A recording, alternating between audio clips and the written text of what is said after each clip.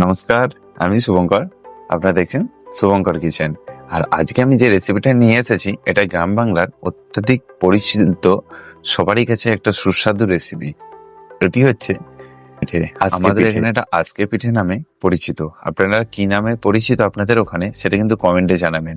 আর এই দেখুন আমার হাতে গেছে আজকে পিঠে। আপনাদেরকে একটু দেখিয়ে দিচ্ছি কেমন দেখতে, দেখুন। আর দেখতে খুবই তো সুন্দর হয়েছে, একদম বড়, দেখতে কতটা ইডলির মতো, কিন্তু এটা আজকে পিঠে। এটা ভাপা ভাবে হয়।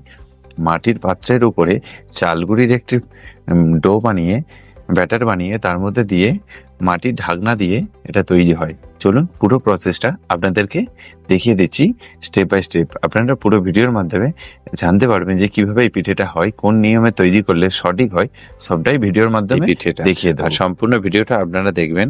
চলুন, একদম সঠিক প্রসেস কিভাবে হয় আমি সবটাই দেখিয়ে দিচ্ছি। আমি এখানে একটা নারকেলকে ভালোভাবে কুড়ে নিয়েছিলাম, আর এটা আমি করিনি, আমার মা কুড়ে দিয়েছিল। আর এরপরে আমি 500 গ্রামের জন্য আতপ চাল নিয়েছিলাম, অর্থাৎ হাফ সিদ্ধ চাল। সেই চালকে মিক্সার গ্রাইন্ডারে দিয়ে আর একটু সমপরিমাণ জল দিয়ে এরকম গাঢ় থিকনেসের একটা পেস্ট বানিয়ে নিয়েছিলাম, এবং সেই পেস্টটি আমি মিক্সার গ্রাইন্ডারের বাটি থেকে আরেকটি পাত্রে ঢেলে নিই। কারণ আমি এখানে অনেকটাই ব্যাটার বানিয়েছি এবং সেখান থেকে অর্ধেকটা নিয়ে নেব আমার পিঠে বানানোর জন্য। তাই আমি এটা অন্য পাত্রে রেখেছিলাম। এরপরে আরেকটি পাত্রে অর্ধেক ব্যাটার এবং নারকেল কুচি, যেটা আমি কুড়ে নিয়েছি সেই নারকেল কুড়ো, আর তার সাথে একটু সামান্য পরিমাণ জল আর হাফ চামচের মতো লবণ দিয়ে ভালো করে মিক্সড করে নেব। এবং দেখুন ব্যাটারটা ঠিক এই রকম থিকনেস এসেছে, না খুব পাতলা না খুব গাঢ়। তো এবার রেডি করে নিই। মাটির খুঁড়িতে এক ডাবু এইভাবে দিয়ে দেব।